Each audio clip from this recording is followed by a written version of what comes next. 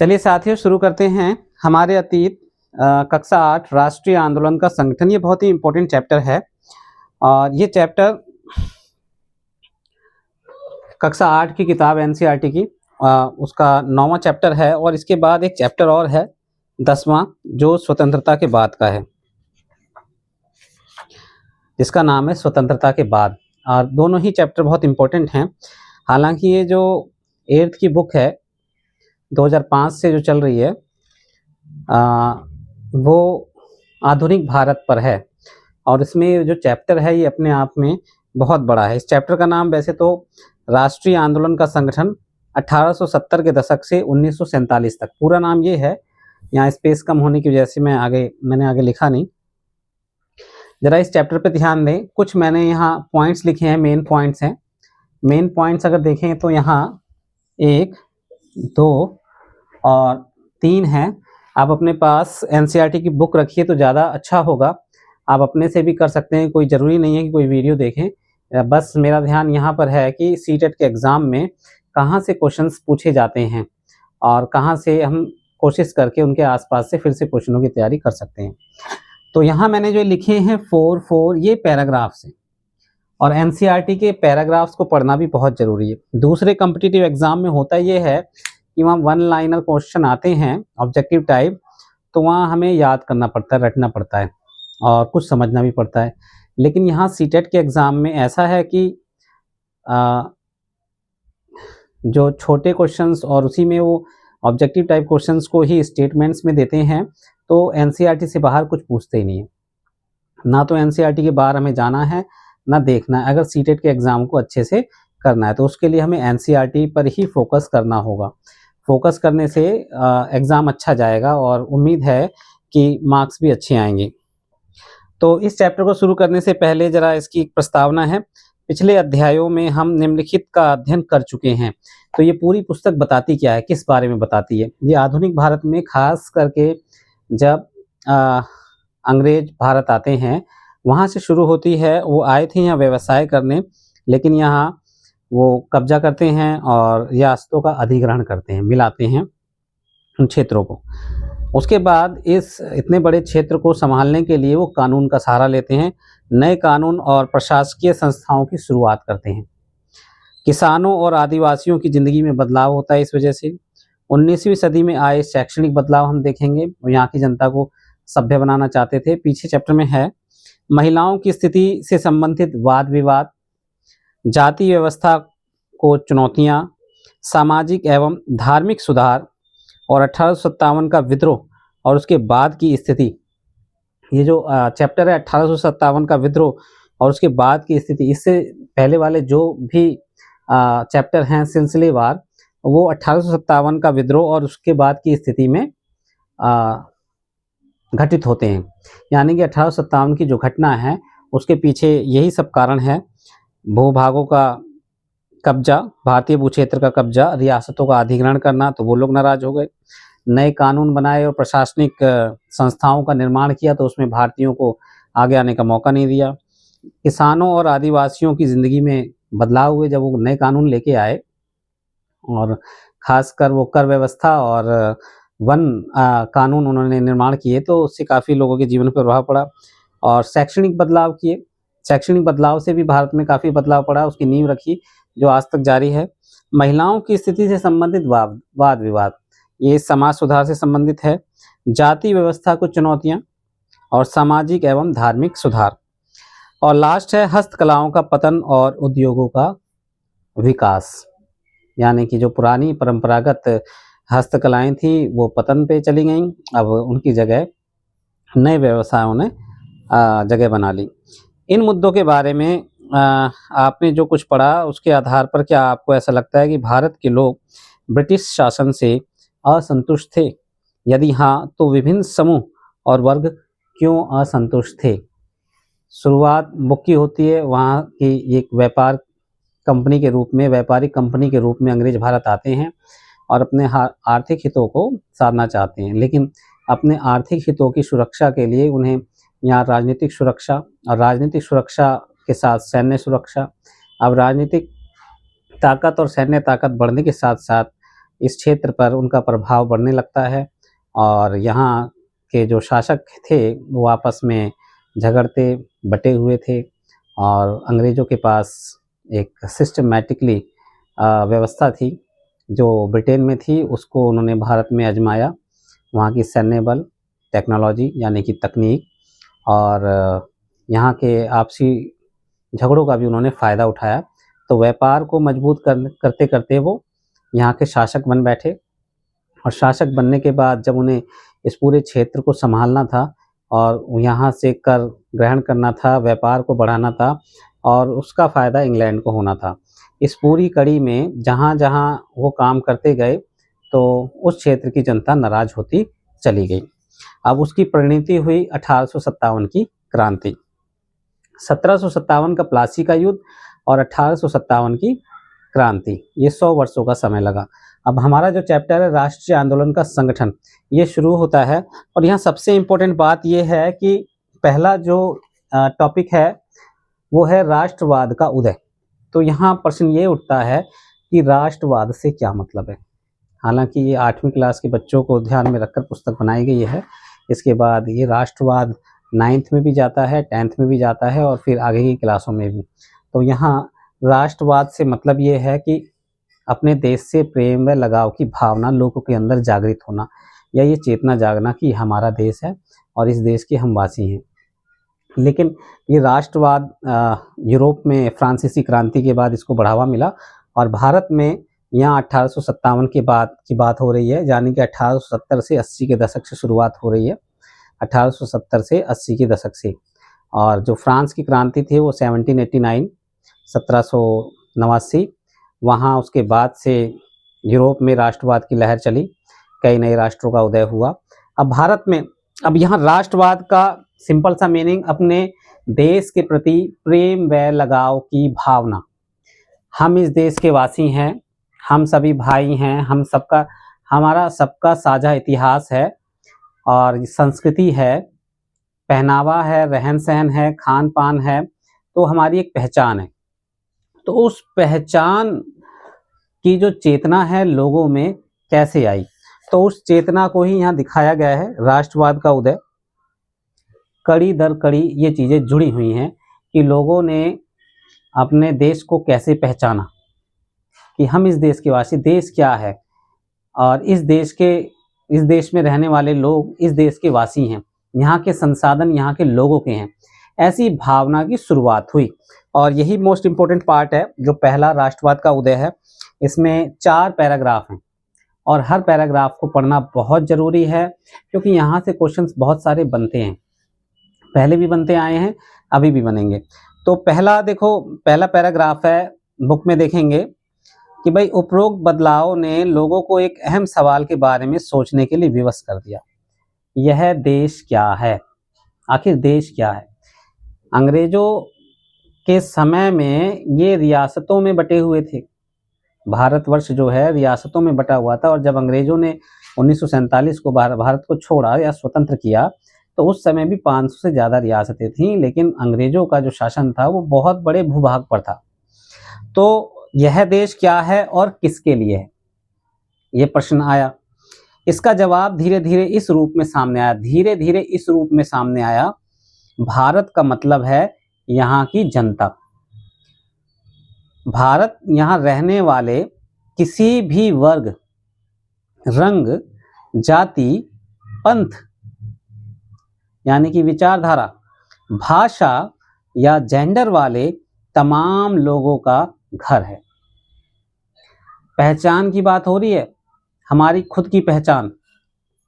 यह देश और इसके सारे संसाधन और हमारी सारी व्यवस्था उन सभी के लिए है। इस जवाब के साथ ये एहसास भी सामने आया कि अंग्रेज भारत के संसाधनों व यहाँ के लोगों की जिंदगी पर कब्जा जमाए हुए हैं और जब तक यह नियंत्रण खत्म नहीं होता, भारत यहाँ के लोगों का, भारतीयों का नहीं हो सकता।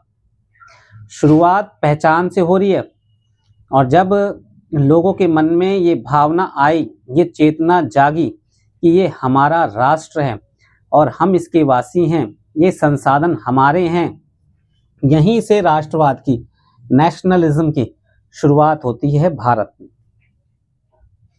अभी बीज, जमीन में बीज डला है, पौधे ने अब निकलना शुरू किया है, फिर एक बड़े वृक्ष के रूप में ये खड़ा होगा, और जब ये बड़ा वृक्ष बन जाएगा तो चुनौती देगा, और उस चुनौती में संघर्ष करेगा, और उस संघर्ष से कुछ मूल्य निकल कर आएंगे, और वही मूल्य भारतीय संविधान के रूप में हम आज तक चलाते आ रहे हैं या देखते आ रहे हैं। वो हमें संरक्षण भी प्रदान करता है, हमें एक बना के रखता है, और हमारी विभिन्न समस्याओं का समाधान हमारा संविधान है। चलिए नेक्स्ट पैराग्राफ है, यह चेतना 1850 के बाद बने राजनीतिक संगठनों में साफ दिखाई देने लगी थी। 1857 में तो क्रांति हुई थी। 1870 और 1880 के दशकों में बने राजनीतिक संगठनों में यह चेतना और गहरी हो चुकी थी। 1870 और 1880 के दशकों में बने जो भी राजनीतिक संगठन थे, उनमें मुख्य विषय यही था कि ये हमारा देश है और हम इसके वासी हैं, यह बाहर के लोग हैं और ये हमारे संसाधनों का दोहन कर रहे हैं और हम इससे वंचित हैं। इसमें से ज़्यादातर संगठनों की बागडोर वकील आदि अंग्रेजी शिक्षित पेशेवरों के हाथों में थी। भाई वकील, देखो यहाँ बहुत इंपॉर्टेंट रोल है वकीलों का, और वकीलों को समझने के लिए आपको ये समझना होगा कि अंग्रेज अपने आप को शिक्षित, साथ में ही कानून का संरक्षक और कानून के हिसाब से ही चलने वाले कहते थे, सभ्य कहते थे, और बाकी लोगों को, भारतीयों को खास करके वो असभ्य मानते थे। और वो अपनी जो सत्ता थी यहाँ या शासन करते थे उसको आधार देते थे या वैलिडिटी देते थे एक तरीके से यही कहकर कि हम कानून का शासन के आधार पर कार्य करते हैं, कानून का शासन। और कानून का शासन यानी कि उन्होंने कानून बनाए बहुत सारे, उसके हिसाब से चलते हैं। तो भारत में जो लोग आर्थिक रूप से मजबूत थे उन लोगों ने शिक्षा ग्रहण की और उसमें कानून की शिक्षा ग्रहण की, और यह चेतना उनमें आनी प्रारंभ हुई। कानून के जानकार वो लोग हुए तो उन्होंने संगठन बनाए, और उन संगठनों में धीरे धीरे भारत से जुड़े हुए विषयों को मजबूत किया। तो वकील और अंग्रेजी शिक्षित पेशेवरों के हाथों में थी, क्योंकि कानून के जानकार होना बहुत ज़रूरी है। नहीं हम अंग्रेजों के सामने जाएंगे तो अपने नियम कानूनों को सामने रखकर वो हमारी बातों को दबा देंगे, लेकिन अगर हम कानून के जानकार हैं तो अपनी बातों को बहुत ही प्रमुखता से रख सकते हैं। पूना सार्वजनिक सभा, इंडियन एसोसिएशन, मद्रास महाजन सभा, बॉम्बे रेजिडेंसी एसोसिएशन और भारतीय राष्ट्रीय कांग्रेस आदि इस तरह के प्रमुख संगठन थे। ये शुरुआती संगठन हैं जो 1870 और 80 के समय में भारत में बने। इसमें तीसरा पैराग्राफ है, पूना सार्वजनिक सभा। नाम को गौर से देखिए, सार्वजनिक का मतलब होता है सब लोगों का या सबके लिए, इसमें सभी को शामिल किया जा रहा है।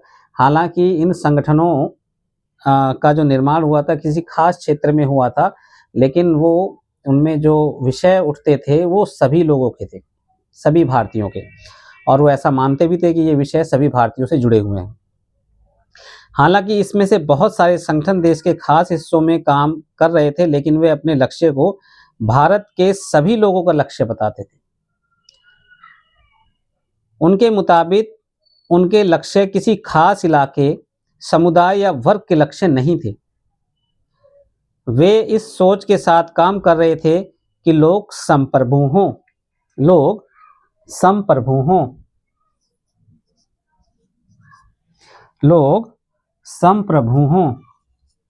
संप्रभु या संप्रभुत्व बहुत अच्छा शब्द है, इस पर ध्यान देंगे। संप्रभु का मीनिंग साइड में बॉक्स में दे भी रखा है, और यहाँ इसका तात्पर्य है अपने फैसले लेने का अधिकार। जब जो भी हम फैसला ले रहे हैं उस पर किसी और का दबाव नहीं। ये उद्देशिका, संविधान की जो उद्देशिका है, ये शब्द वहाँ भी है, संप्रभुत्ता। यानी कि अभी जो भारत है वो इंग्लैंड का, ब्रिटेन का उपनिवेश है।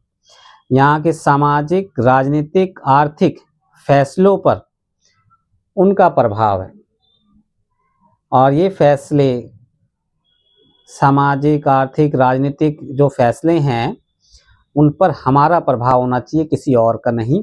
यही है संप्रभु। संप्रभुता एक आधुनिक विचार और राष्ट्रवाद का बुनियादी तत्व है। राष्ट्रवाद का बुनियादी तत्व है।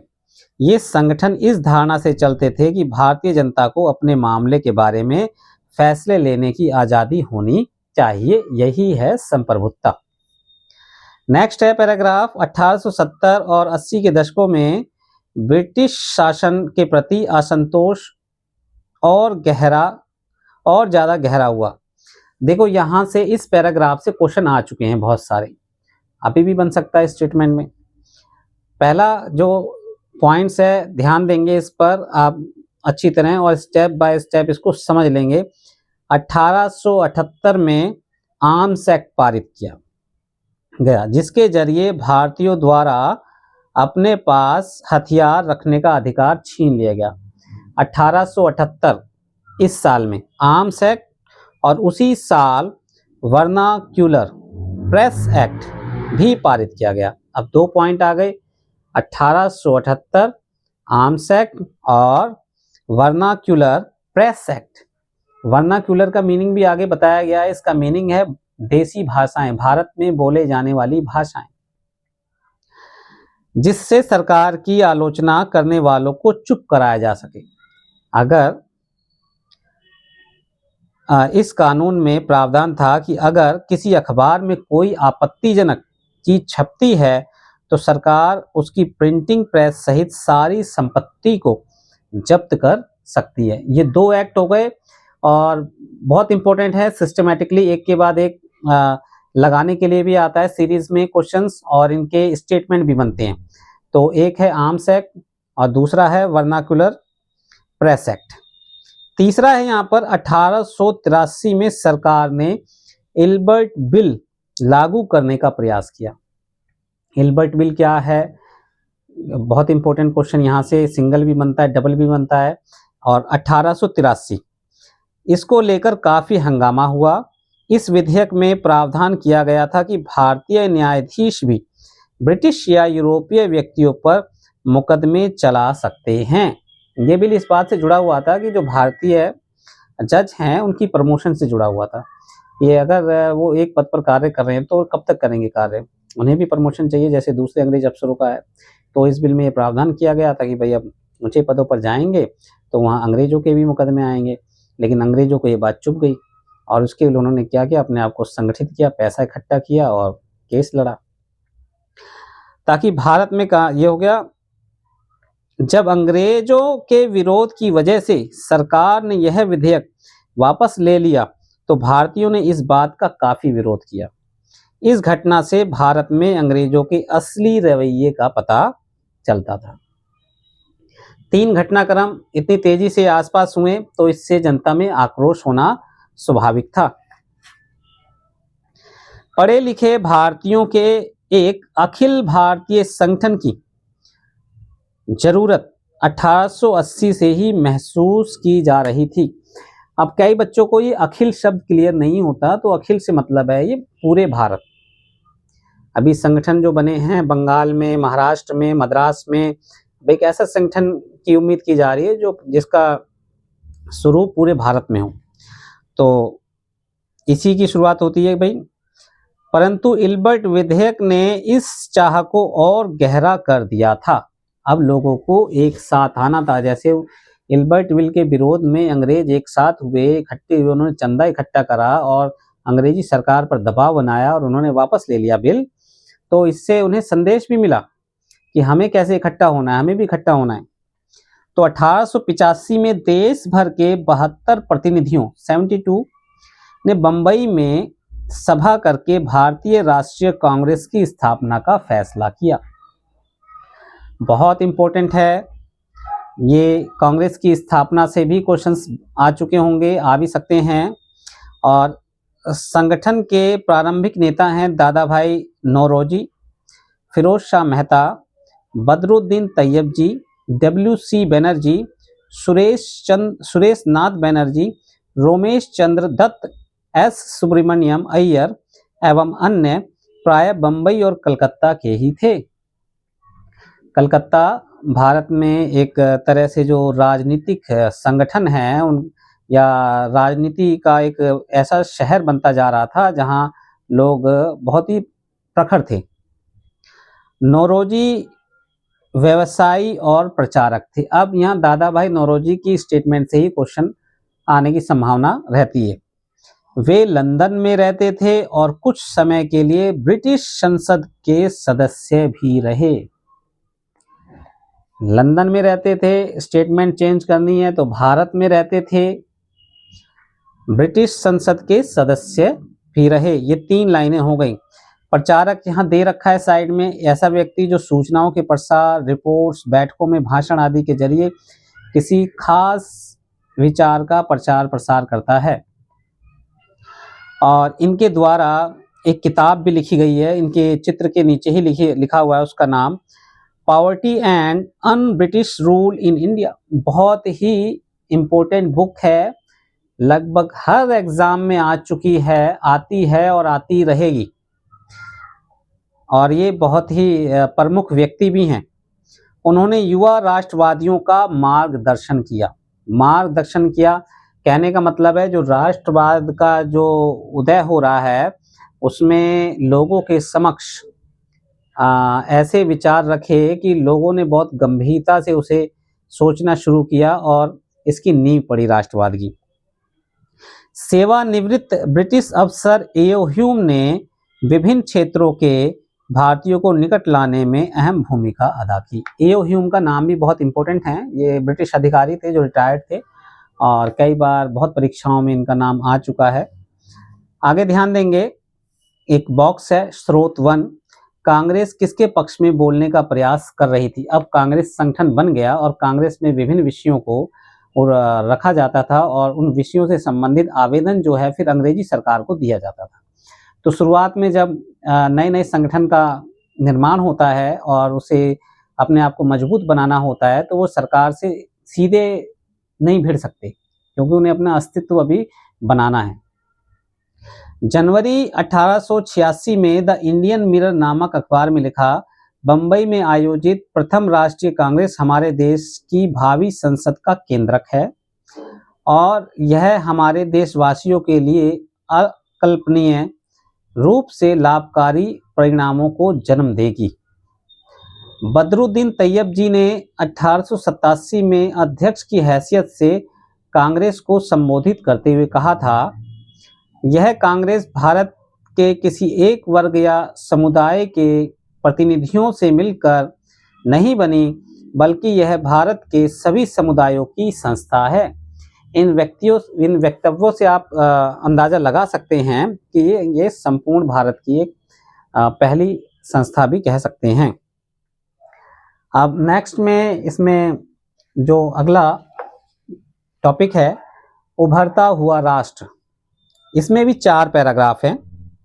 4 पैराग्राफ हैं तो यहाँ कांग्रेस के बारे में ही बात हो रही है और ये भी बहुत इंपॉर्टेंट हैं। चलिए, अक्सर कहा जाता है कि अपने पहले 20 सालों में कांग्रेस अपने उद्देश्यों और तरीकों के लिहाज से मध्य मार्गी पार्टी थी। बहुत इंपॉर्टेंट है, अपने 20 सालों में 1885 से 1905 तक बहुत इंपॉर्टेंट है। 1905 में बंगाल विभाजन की बात होती है और फिर नए नेताओं का उदय होता है जो ब्रिटिश सरकार से सीधे टक्कर लेने के लिए तैयार रहते हैं। यहाँ ये मध्य मार्गी से मतलब है कि ब्रिटिश सरकार से सीधे टक्कर न लेके भारतीयों के पक्ष में ऐसे विषयों को रखा जाए जिससे भारतीयों का प्रतिनिधित्व बढ़े, चाहे वो सिविल सर्विसेज हो या फिर भारत में शिक्षा से संबंधित बातें हों, भारत में कार्य करने वाले जो अफसर हैं या कर्मचारी हैं उनके ऊंचे पदों पर जाने की बात हो, ऐसे विषय। इसके लिए कांग्रेस पत्र लिखा करती थी अंग्रेजी सरकार को। इस दौरान कांग्रेस ने सरकार और शासन में भारतीयों को और ज़्यादा जगह दिए जाने के लिए आवाज़ उठाई 20 सालों के दौरान। कांग्रेस का आग्रह था कि विधान परिषदों में भारतीयों को ज़्यादा जगह दी जाए, परिषदों को ज़्यादा अधिकार दिए जाएं और जिन प्रांतों में परिषदें नहीं हैं वहां उनका गठन किया जाए। भारतीयों को, यानी कि जो अंग्रेजी सरकार भारतीयों के लिए फैसले ले रही है उसमें उनका प्रतिनिधित्व बढ़ाया जाए, इस संस्था को और बढ़ाया जाए। अब देखो यहीं से भारतीय संसदीय प्रणाली की नींव भी पड़ रही है। पार्लियामेंट सिस्टम इंग्लैंड में भी था और भारत ने भी अपनाया। संविधान में एक व्यवस्था कि भारत में शासन कैसे चलेगा उसको लिखा गया और भारत अब तक मजबूती से चल रहा है। तो ये शुरुआती समय है और आगे देखते हैं। कांग्रेस चाहती थी कि सरकार में भारतीयों को भी ऊंचे पद दिए जाएं। इस काम के लिए उसने मांग की कि सिविल सेवा के लिए लंदन के साथ साथ भारत में भी परीक्षा आयोजित की जाए। ये 20 सालों के दौरान ऐसी मांगे थीं जिनसे भारतीय शासन व्यवस्था में भारतीयों का प्रतिनिधित्व बढ़े, चाहे वो कानून निर्माण की बात हो और संसदीय प्रणाली की व्यवस्था भारत में और भी मजबूती से बने। शासन व्यवस्था के भारतीयकरण की मांग नस्लवाद के खिलाफ चल रहे आंदोलन का एक हिस्सा थी, क्योंकि तब तक ज़्यादातर महत्वपूर्ण नौकरियों पर गोरे अफसरों का ही कब्जा था। अंग्रेज आमतौर पर यह मानकर चलते थे कि भारतीयों को जिम्मेदारी भरे पद नहीं दिए जा सकते, क्योंकि अंग्रेज अफसर अपने भारी भरकम वेतन का एक बड़ा हिस्सा ब्रिटेन भेज देते थे। इसीलिए लोगों को उम्मीद थी कि भारतीयकरण से यहाँ की धन संपत्ति भी कुछ हद तक भारत में रुकने लगेगी। अब ये जो आप अभी लाइन अपने पढ़ी है, ये दादा भाई नौरोजी ने लोगों को समझाया कि किस तरीके से भारत जो है धन रिस्क कर इंग्लैंड पहुंच जाता है। बड़े बड़े अफसरों की तनख्वाह, उनकी पेंशन्स, इंश्योरेंस और स्वास्थ्य संबंधी खर्चे जैसे भारतीयों के पैसों से ही वहाँ इंग्लैंड पहुंच जाते थे। भारतीयों की मांग थी कि न्यायपालिका को कार्यपालिका से अलग किया जाए। बहुत इंपॉर्टेंट लाइन है, न्यायपालिका को कार्यपालिका से अलग किया जाए। भाई शासन के 3 स्तंभ हैं, विधायिका, कार्यपालिका और न्यायपालिका। लोकतंत्र और राजतंत्र में यही अंतर है कि राजतंत्र में राजा ही सर्वे सर्वा होता है, उसके पास विधायिका, कार्यपालिका और न्यायपालिका का अंतिम फैसला लेने की ताकत होती है। लेकिन यहाँ कार्यपालिका और न्यायपालिका को अलग करने की मांग हो रही है ताकि लोगों के विषय स्वतंत्र रूप से रखे जा सकें। आर्म्स एक्ट को निरस्त किया जाए और अभिव्यक्ति व बोलने की स्वतंत्रता दी जाए। यही चीज़ें संविधान में बेसिक रूप से आगे चलकर आती हैं। हमने इतने लंबे संघर्षों के बाद इन मूल्यों को पहचाना और संविधान में इनको जगह दी है, जिस वजह से हमारा जो संविधान है बहुत ही मजबूत संविधान है, जिससे हमारा भारत देश भी बहुत मजबूत बना हुआ है। शुरुआती सालों में कांग्रेस ने कई आर्थिक मुद्दे भी उठाए। उनका कहना था कि भारत में ब्रिटिश शासन की वजह से ही गरीबी और अकाल पड़ रहे हैं।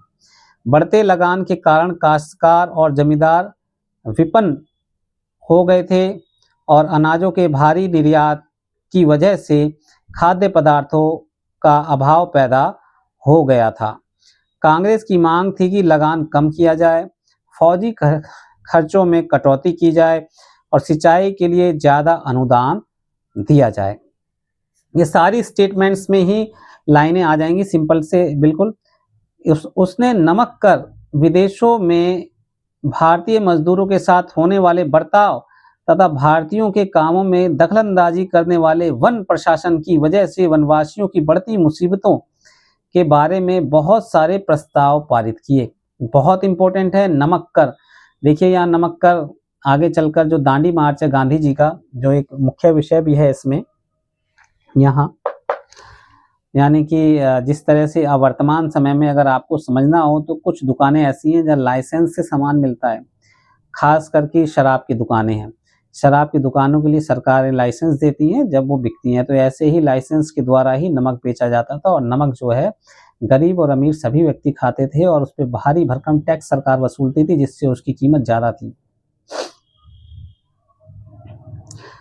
इससे पता चलता है कि पढ़े लिखे संपन्न वर्ग की संस्था होते हुए भी कांग्रेस केवल पेशेवर समूहों, जमींदारों और उद्योगपतियों के हक में ही नहीं बोल रही थी।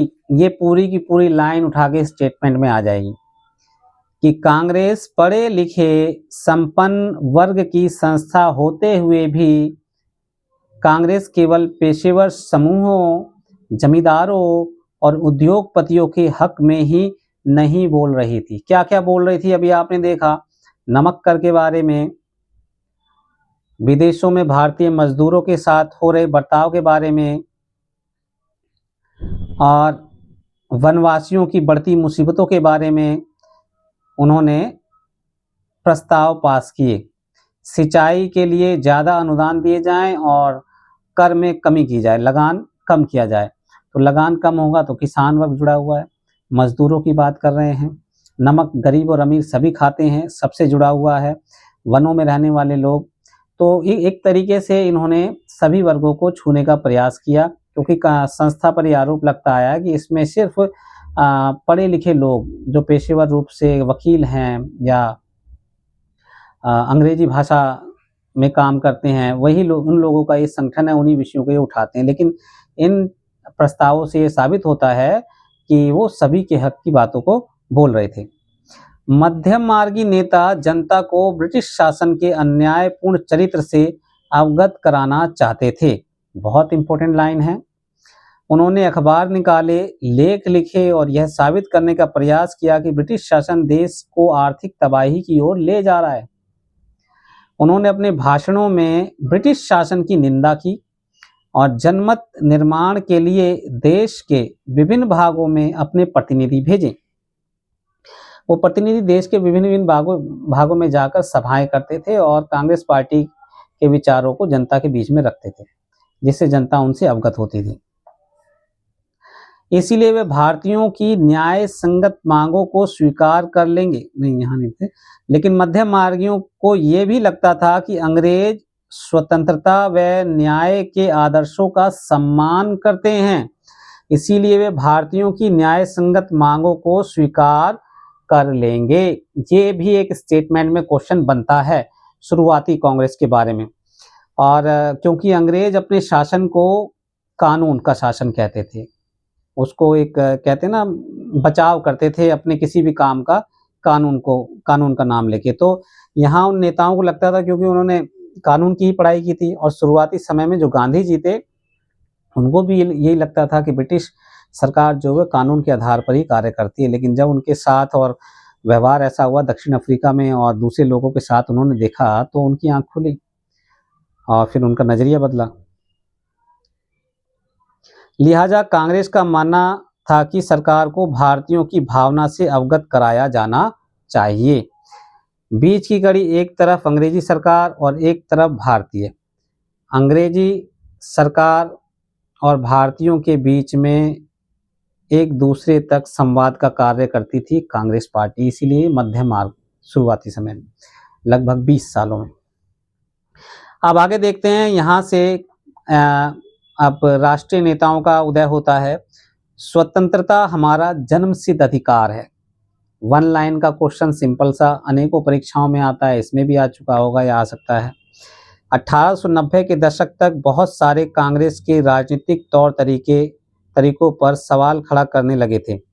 बहुत सारे लोग बंगाल, पंजाब और महाराष्ट्र में, देखिए बंगाल, पंजाब और महाराष्ट्र, बिपिन चंद्र पाल, बाल गंगाधर तिलक और लाला लाजपत राय।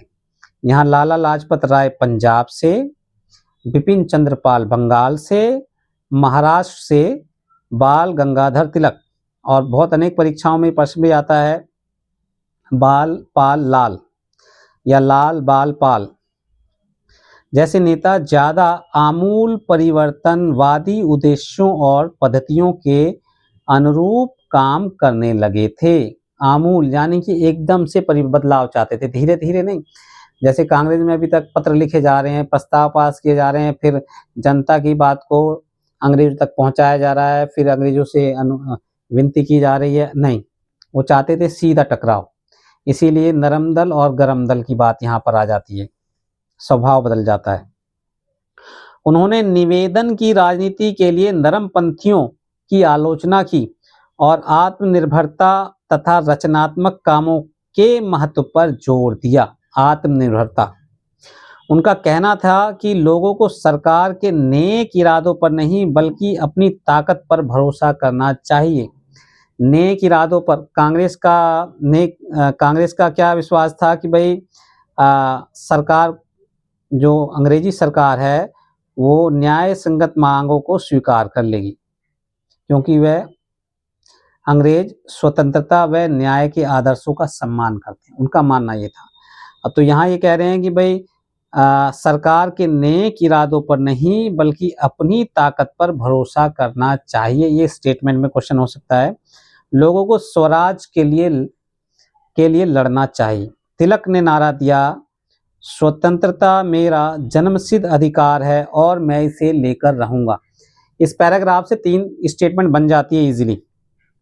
निवेदन की राजनीति छोड़ दी जाए और लोगों को सरकार के नेक इरादों पर नहीं बल्कि अपनी ताकत पर भरोसा करना चाहिए।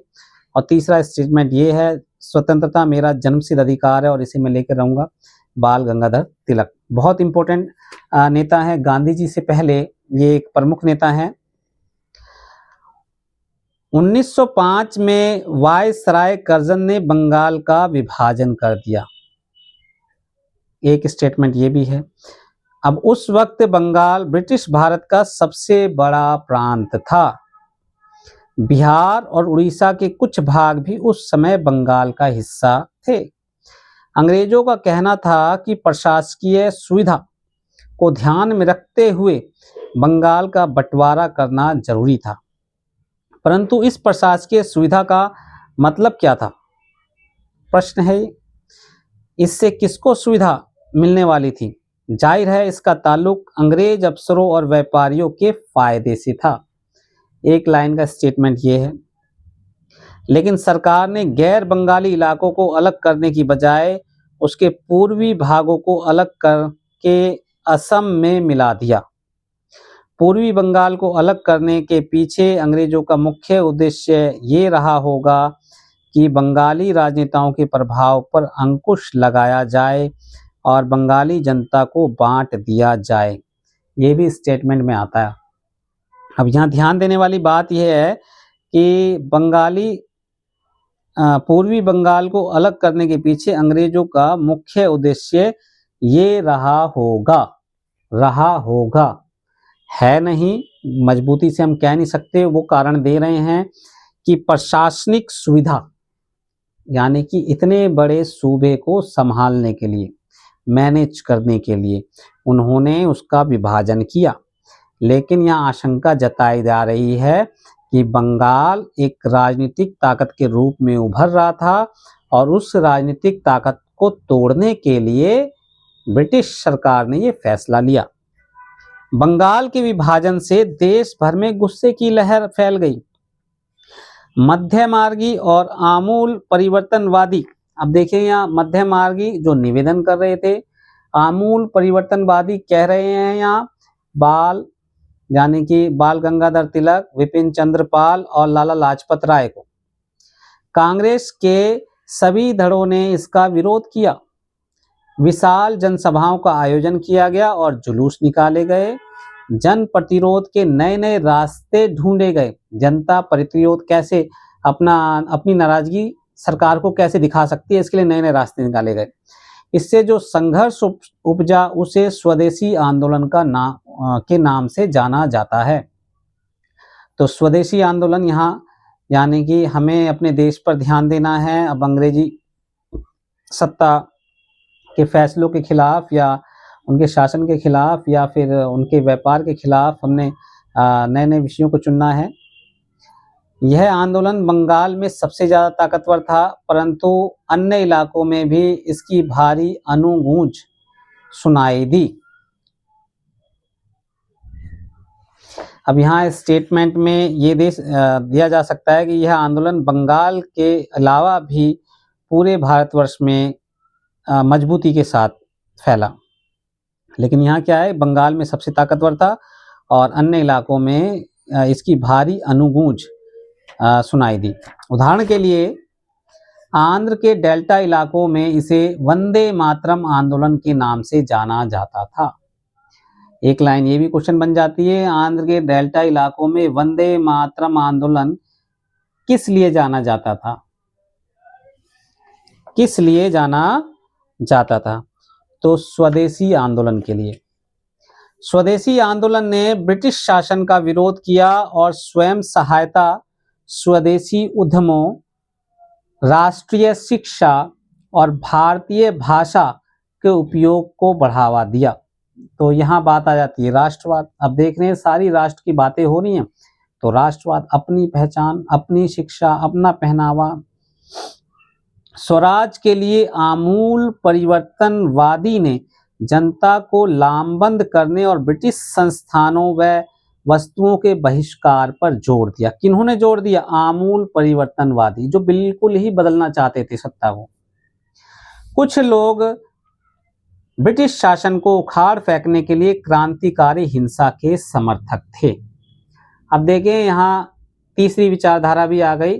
पहली मध्यम मार्गी निवेदन वाली, दूसरी आमूल परिवर्तनवादी और तीसरी क्रांतिकारी हिंसा, यानी कि ताकत के बल पर अंग्रेजी शासन को बदलना चाहते थे।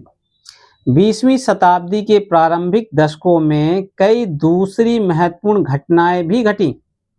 बहुत इंपॉर्टेंट है। 1906 में मुसलमान जमींदारों और नवाबों के एक समूह ने ढाका में ऑल इंडिया मुस्लिम लीग का गठन किया। इंपॉर्टेंट लाइन है स्टेटमेंट की, देखो स्वदेशी आंदोलन के समय ये बात आ रही है। लीग ने बंगाल विभाजन का समर्थन किया। लीग की मांग थी कि मुसलमानों के लिए अलग निर्वाचिका की व्यवस्था की जाए। ये स्टेटमेंट में एक एक लाइन है, अलग निर्वाचिका की मांग। और 1909 में सरकार ने यह मांग मान ली। अब परिषदों में कुछ सीटें मुसलमान उम्मीदवारों के लिए आरक्षित कर दी गईं, यानी कि उस सीट से मुस्लिम उम्मीदवार ही परिषद में चुना जाएगा। मुसलमानों का प्रतिनिधित्व वहां पर फिक्स कर दिया गया। अंग्रेजी सरकार ने अब फूट डालो, शासन करो की नीति को बढ़ावा दिया। तो ये जितनी भी लाइन है इस पैराग्राफ में, सारी स्टेटमेंट में क्वेश्चंस बनती हैं। 1906 में मुसलमान जमींदारों और नवाबों के एक समूह ने ढाका में ऑल इंडिया मुस्लिम लीग का गठन किया।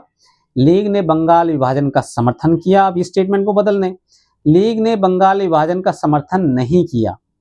कंफ्यूजन हो जाएगी। जब देखो सिंपल से हम पढ़ रहे हैं किताब तो उस समय कोई दिक्कत नहीं है, जब एग्जाम में स्टेटमेंट में क्वेश्चन आता है तो हमें बहुत कठिन लगने लगता है, कंफ्यूज हो जाते हैं। और दोबारा अगर हम आंसर देख लें सीधे तो लगेगा कुछ क्वेश्चन नहीं था।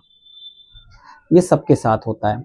तो यहाँ जो सीटेट का पैटर्न है वो जिस तरह के क्वेश्चन पूछता आया है पेपर में, वो सिर्फ एनसीईआरटी से ही सॉल्व होंगे, कोई शॉर्टकट नहीं है।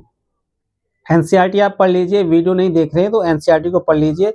और मैंने जहाँ जहाँ फोकस करना बताया है आप खुद से भी ऐसे कर सकते हैं, कोई जरूरी नहीं है वीडियो देखना, आप जल्दी से जल्दी रिवीजन भी कर लें। आगे देखें, 1909 में सरकार ने यह मांग मान ली। 1909 में वो कानून सुधार लेकर आए और उन सुधारों में उन्होंने ये मांग मान ली। अब परिषदों में कुछ सीटें मुसलमान उम्मीदवारों के लिए आरक्षित कर दी गईं, जिन्हें मुस्लिम मतदाताओं द्वारा ही चुनकर भेजा जाना था। इससे राजनेताओं में अपने धार्मिक समुदाय के लोगों को अपना राजनीतिक समर्थक बनाने का लालच पैदा हो गया। धार्मिक समुदाय के लोगों को अपना राजनीतिक समर्थक बनाने का लालच पैदा हो गया, यानी कि जो पाकिस्तान एक अलग राष्ट्र बनना है उसकी नींव अंग्रेजों ने यहाँ उसका एक बीज बो दिया इस मांग को मानने के बाद। अब देखिए एक और महत्वपूर्ण घटना है, 1907 में कांग्रेस टूट गई। एक लाइन ये भी बहुत इंपॉर्टेंट है, नरम दल और गरम दल इसमें विभाजन हो गया। मध्यमार्गी धड़ा बहिष्कार की राजनीति के विरुद्ध था। इन लोगों का मानना था कि इसके लिए बल प्रयोग की आवश्यकता होती है, जो कि सही नहीं है। भाई अभी 1885 में नया संगठन बना है और धीरे धीरे अब वो बड़ा हो रहा है और एक तरीके से युवा है तो सीधे टक्कर अंग्रेजों से लेना चाहता है। लेकिन जो उसके समझदार लोग हैं जिन्होंने उसकी नींव रखी है वो इस बात को जानते हैं कि ये तरीका सही नहीं है, उनका कहना है। संगठन टूटने के बाद कांग्रेस पर मध्य मार्गी का दबदबा बन गया, जबकि तिलक के अनुयायी बाहर के काम करने लगे और दिसंबर 1915 में दोनों खेमों में एक बार फिर एकता स्थापित हुई। 1907 के बाद दिसंबर 1915 में दोनों नजदीक आ गए, गरम दल और नरम दल। उसका कारण ये था कि कुछ जो मध्य मार्गी नेता थे अब नहीं रहे। अगले साल कांग्रेस और मुस्लिम लीग के बीच ऐतिहासिक लखनऊ समझौते पर दस्तखत हुए, यानी कि 1916 में, और दोनों संगठनों ने देश में प्रतिनिधिक सरकार के गठन के लिए मिलकर काम करने का फैसला लिया। कांग्रेस और मुस्लिम लीग एक साथ आने का प्रयास कर रहे हैं। तो अभी तक आपने ये जो कहानी पढ़ी, राष्ट्रवाद का उदय, उभरता हुआ राष्ट्र और स्वतंत्रता हमारा जन्मसिद्ध अधिकार है। चैप्टर बहुत बड़ा है और छोटे बच्चों के हिसाब से बनाया गया है, लेकिन सीटेट के एग्जाम की मांग ये है, यहाँ लाइन टू लाइन पढ़ना बहुत जरूरी है। सीधे स्टेटमेंट्स आती हैं बुक में से, कोई शॉर्टकट नहीं है।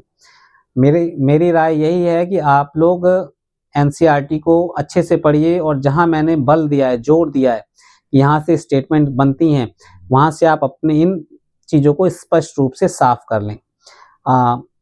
वीडियो बहुत लंबी हो जाएगी, मैं यहाँ पे रोकना चाहूँगा। अगली कड़ी में मैं यहीं से फिर से शुरू करूँगा। धन्यवाद।